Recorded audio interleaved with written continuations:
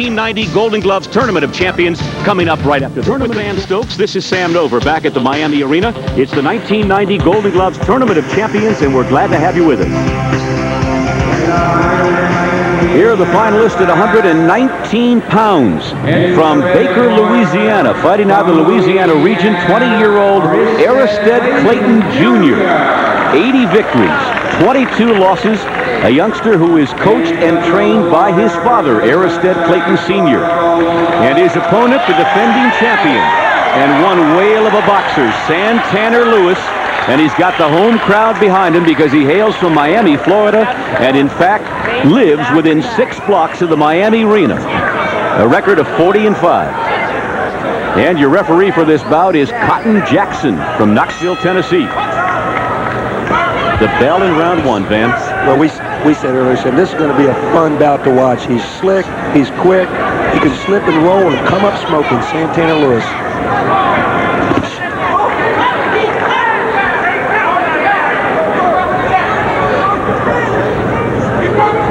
Comes out a little bit cautious, though, I have to say. I thought he might come out. You know, we mentioned just 2 minutes.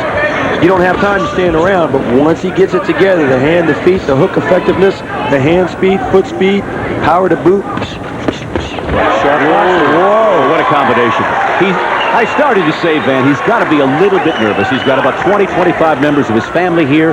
He's got maybe 20 or 25 friends, and I thought he'd be a little anxious coming out, but he's wasted maybe 15, 20 seconds and gotten right into it. And he's a powerful puncher at 119 pounds.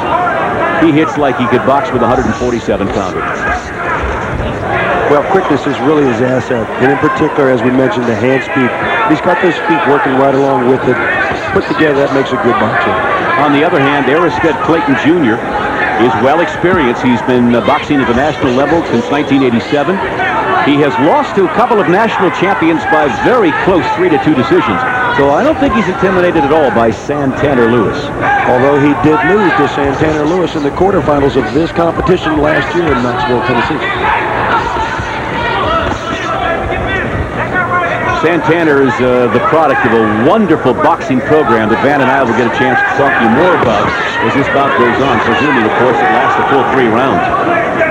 You know, we said Santana Lewis is fun to watch, and the reason he's fun, Sam, is because he's action-oriented. A lot of times people get down on amateur boxing because they say there's not enough action. Okay. We're going to go back here at the end of the first round to Santana's corner. You're going to listen to Patrick Burns, who is a full-time police officer, but his full-time responsibility is to run the Miami Police Athletic Program. They've had 2,000 kids through this wonderful program down here in Miami. We told you a bit about it last year. Let's listen. Let's just focus on breathing right now. Just relax yourself, son. Relax. Sit back. I want them chest open. Nice and easy. Breathe. Concentrate on slowing your heartbeat down. Deep air. Deep air. Relax. Breathe. Feeling good, huh? Breathe. You're in shape, son. You are. You're too strong. Relax. Relax. Breathe. Feel good? You ready for me to talk to you? Okay. Remember what we did last year to this kid? We brought those left jabs straight in and straight up. It's on. It's there. His range is way off. Your range is perfect, okay? So let's stay with that lead jab, bringing it from underneath and straight, okay? All right, now, the right hand is working very nice.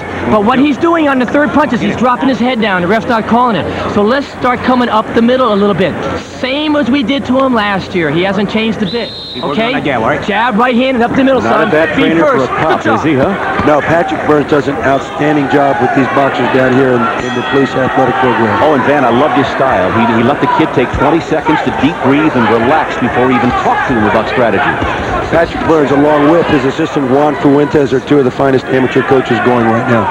Okay, let's get back. I don't want to completely ignore Clayton either, because he's a fine young man. He's a college student at Southern University. Is Aristead Clayton Jr., the youngster in all blue, and has great endurance. He probably would have preferred 3-minute rounds because he can go a lot more than most people here. He runs the 5,000 and the 10,000 meters competitively at Southern University in Louisiana. Hall of Famer Mel Blount of the Pittsburgh Steelers played his college ball there. Now, how would Clayton beat Santana Lewis? I would say he needs to cover up because Santana doesn't always score. Cover up, stick him, and move and keep Santana off balance if you can do that. And I think Clayton can. Will it? Remains to be seen. He's got his hands full. midway through round number 2, midway through this 3-round bout. At stake, the 1990 Golden Gloves Championship, 119 pounds. And for Santanner Lewis, a lot of pride because he's got the biggest rooting section here. He is from Miami. As I mentioned, lives no more than 6 blocks from this arena. And Clayton is right there for him. Clayton looking more impressive, though, here in round 2 than he did in round 1. Pat Burns said that Santanner Lewis had the range, but right now Clayton is now finding the range on his shots. I think he might have counted Clayton a little bit short. You know, I think since the last time they met, Clayton has grown in maturity, he's grown in confidence, and right now he's standing in there toe-to-toe with his hometown favorite. This is a wonderful bout. We hope you're enjoying this one. They are right there. And Lewis is getting all that he can handle here from youngster Aristead Clayton.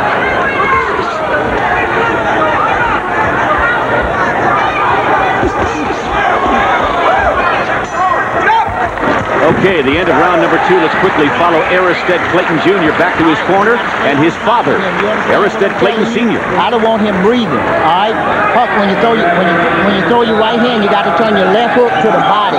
You got to throw for the low part of the body, not the chest. Okay. You got to stay on this kid. Keep doubling and tripling your left hand.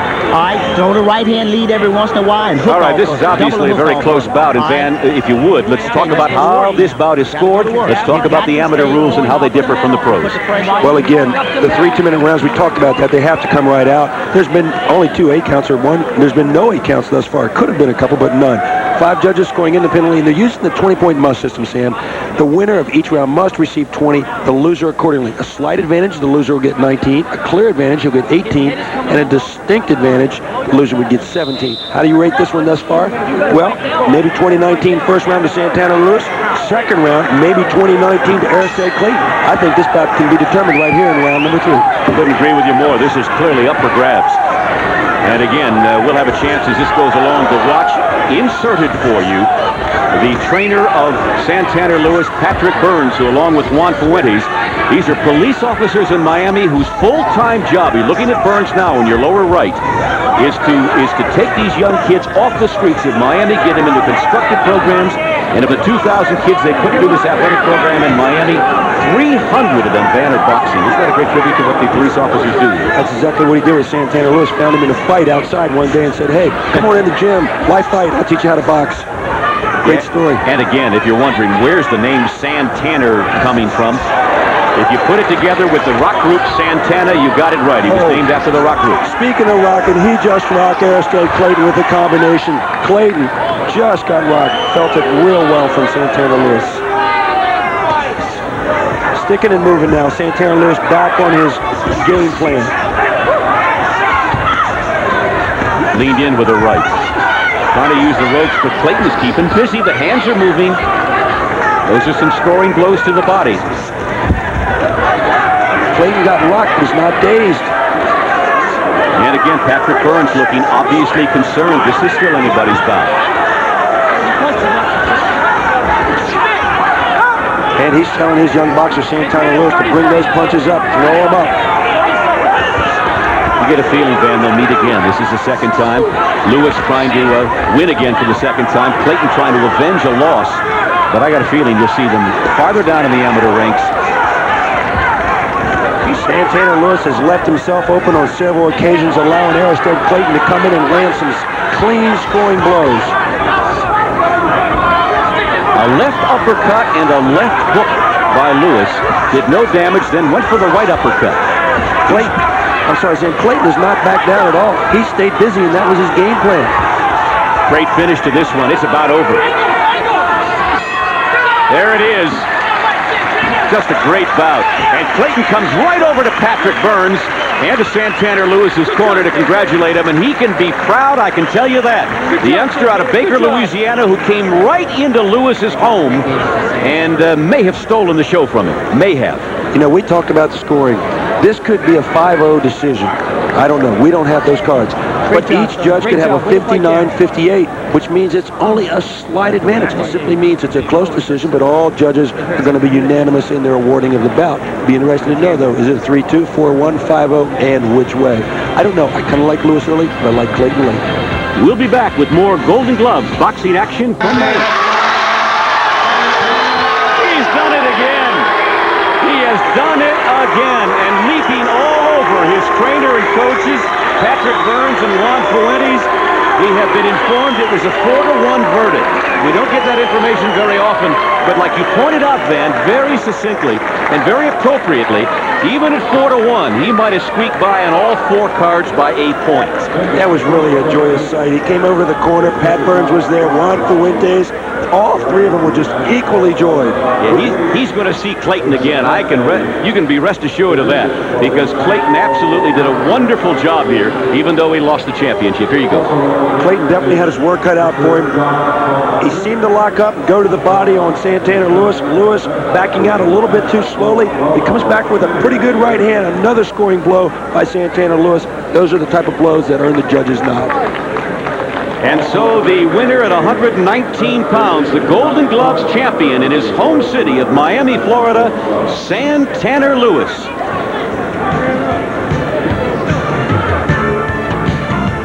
At 106 pounds, the finalists were Russell Roberts out of Gretna, Louisiana, youngster 17 years old, and his 21-year-old opponent out of Schreiber, Ontario, near Toronto, the only Canadian to reach the finals, Domenic Filane. And what an interesting bout it was, Van.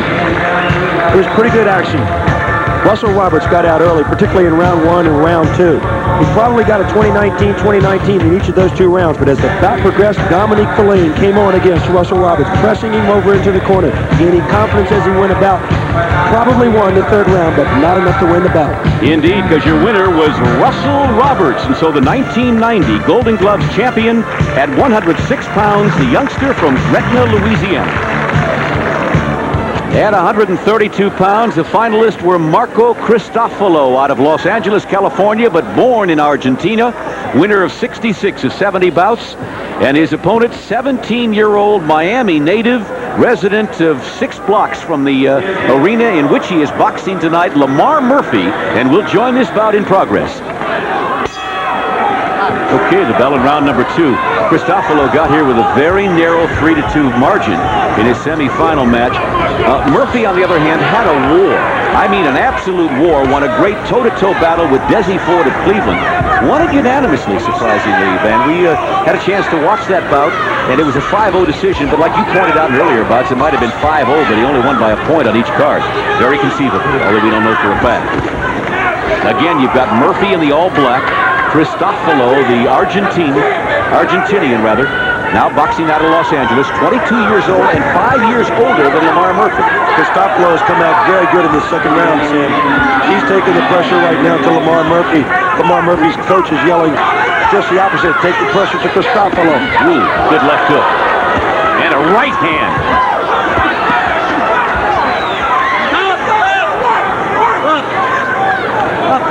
Fine combination, fine action by Marcos Cristofalo.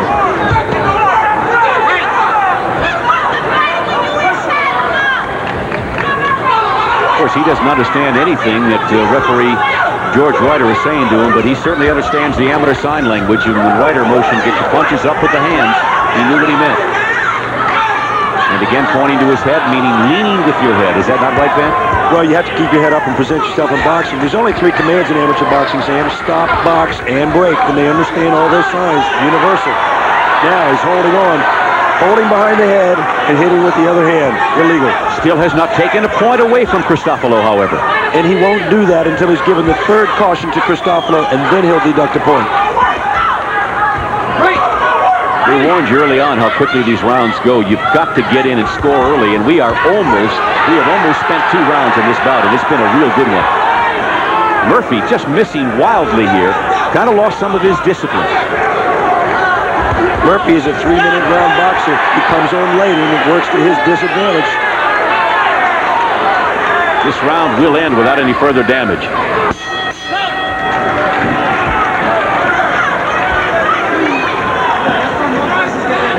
Relax.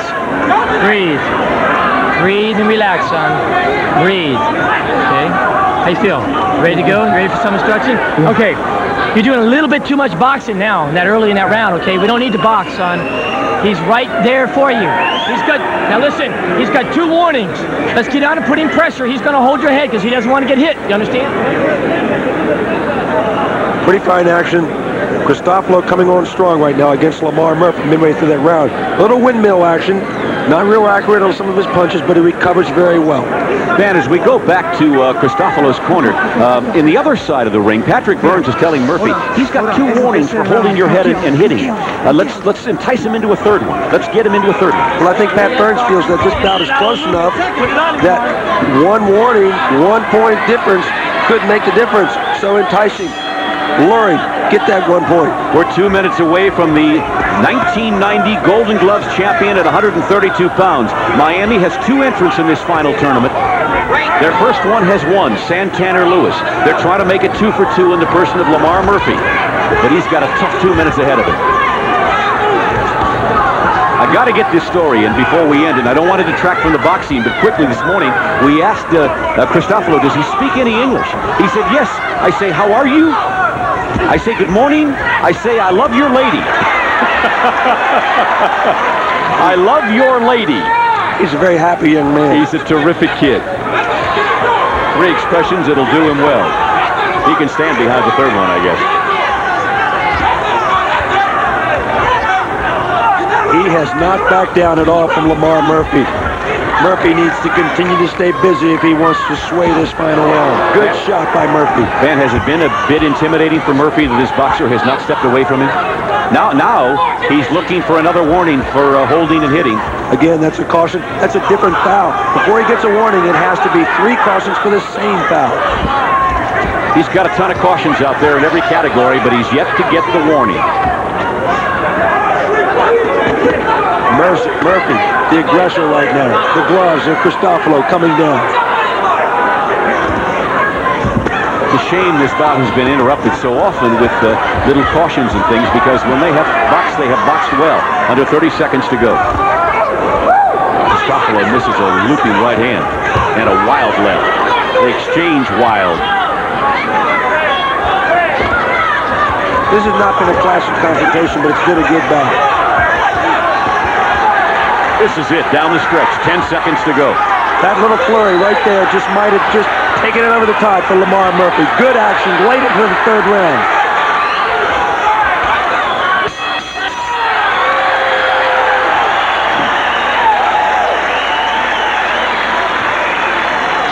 £132 National Golden Glove champion from the blue corner in the sunshine state of Florida, Lamar Murphy.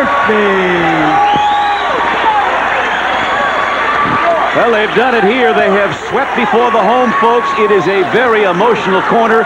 Lamar Murphy in the arms of his 2 trainers, Patrick Burns and Juan Fuentes, winning the decision and is the champion of the Golden Gloves Tournament 1990 edition at 132 pounds. At 112 pounds, here are the finalists for the Golden Gloves Championship out of Cincinnati, Ohio. At 19 years old, Timmy Austin, a boxer puncher who has won 60 and lost only 5. And his opponent, 24-year-old Ronald Dunlap, the father of 2 out of Chicago, Illinois. And this was probably best described as a frustrating bout for Mr. Dunlap, I think, Van. Timmy Austin kept Ronald Dunlap off guard most of the night. Came on heavy with a strong right there that put Dunlap down on the mat. Austin had a mission, and that was to keep Dunlap off him, and he succeeded in that mission and won the bout. Indeed he did. Your champion at 112 pounds, the 1990 Golden Gloves Tournament of Champions, Timmy Austin. Well, I'll tell you quite honestly, this is the most anticipated bout of the night, certainly by me and Van. At 178 pounds, 21-year-old Emmett, Idaho is his home, near Boise, Idaho. Meet Kenny Keene, 82 wins, 24 losses, and he will need all the ring savvy he can muster to beat this young man, Jeremy Williams. 6 feet 2 inches tall, 17 years old, from Fort Dodge, Iowa. 36-0, 31. The referee stopped the contest And I can tell you, folks, all week long, at least from our vantage point, he has been the most impressive boxer we have seen. But he will get a lesson here from Kenny Keene, and if he wins it, he will have earned it. I'm very excited about this bout. This is worth the trip to Miami for, just to get to watch this. You know, the top four, as we said, the top four light heavies in this country are right here in this tournament. Kenny Keene has beaten 2 of them. If he beats this one, he's earned a stake at the claim to be the top-rated 178-pounder in this country. And our third man in the ring is Frank Kelly from Fort Washington, Maryland. Interesting to see Keene's approach to this. He knows that Williams has an absolutely devastating body punch.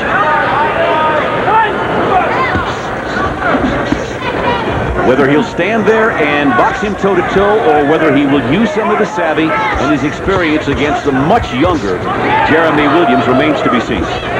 But Williams may have the edge. He may be younger, but he may have the edge in style. Keene knows primarily one direction, and that's straight ahead.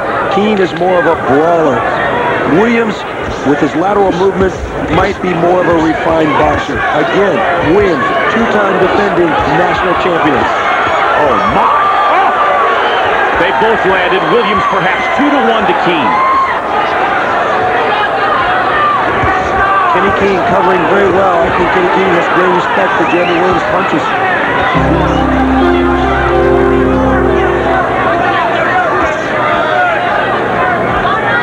Kenny Keene is also a bit of a bleeder, Slim, so it's not going to surprise me at all to see a little bit of blood come forth from Kenny Keene. Oh, just a slap by. Oh, and a left hook that landed right on the money, and there's going to be a standing 8. Frank Kelly stepped in. Williams absolutely blasted Kenny Keene, and he's taking a standing 8 count. Now explain this further, Van. The standing 8, the result of it, Keene says, come on, and the bell sounds. We'll get to that in a moment. This crowd is absolutely buzzing on their feet. Let's follow now. Let's go back with Kenny Keene. His trainer is Jerry Beal. The standing 8 count is the decision of the referee to step in and give that boxer simply 8 counts in order to regroup and get himself together. It's a safety factor, no more, no less. Find that jab now, huh? All right. Jab? Keene moves in and gets tagged with a good left by Jeremy Williams. Another left. And there's 3 quick punches that force that referee to stop it and say, this man needs a break.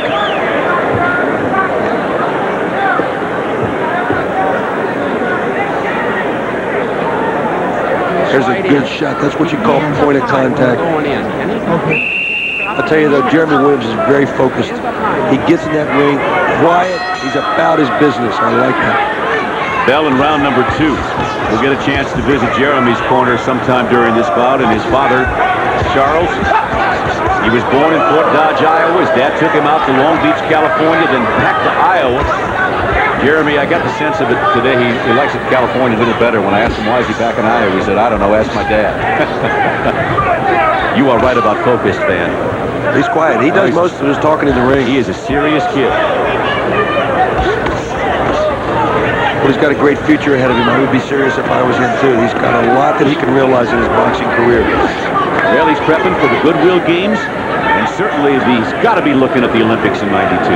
He's just got to be looking at it. Keene missing with a wild right. He could slip up, but I think the chances are there. Both of these boxers could be in the Goodwill Games, but I definitely think Jeremy Williams will be there. Do you get the feeling, Van, that Williams has to develop a little bit more than just a straight-ahead style? He's got to develop a little more lateral movement and a little bit of a little more of a boxing technique, or can he just afford to be the puncher he is, stay right there and go right to the top? Well, Jeremy, I think, needs to move just a hair more. Unfortunately, though, he's not thinking about what he's doing. Kenny Keene is a guy that moves straight at you. Jeremy says, I'm going to show you can't do that to me, so I'm going to stand here and bang with you. I don't think that's real smart. But again, 18 years old? Yeah. Bright future. I think I'd trade his future for my past. Oh, and Williams just teeing off, and Keene coming right back at him. You won't find a more game boxer in this entire tournament than Kenny Keene. He will not hide, folks. Williams missed and spun around. Did a 360 for you. Not under control in that particular situation.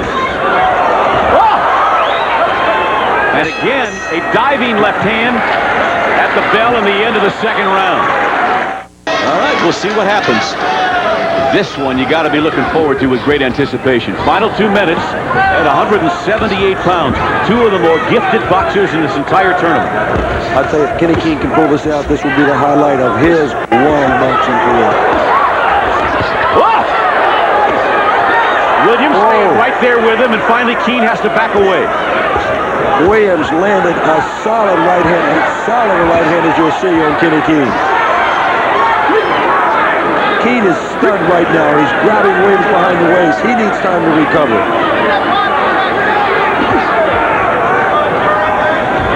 These guys have great respect for each other. And you got to admire Williams' poise at the moment. He's just sitting there, still fighting his plans.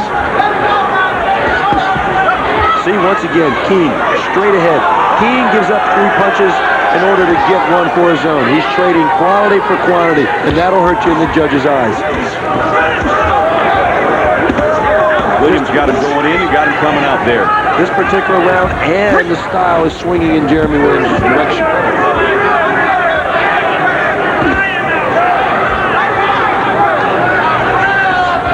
Sam, these guys train together. When they go off to an Olympic development camp prior to going to an overseas tour, they spar together, they train together. They have to respect each other. But they have never been in the ring face-to-face before this. They got to come out of it with great mutual respect, man, if nothing else. 25 seconds to go in the round. And the bout.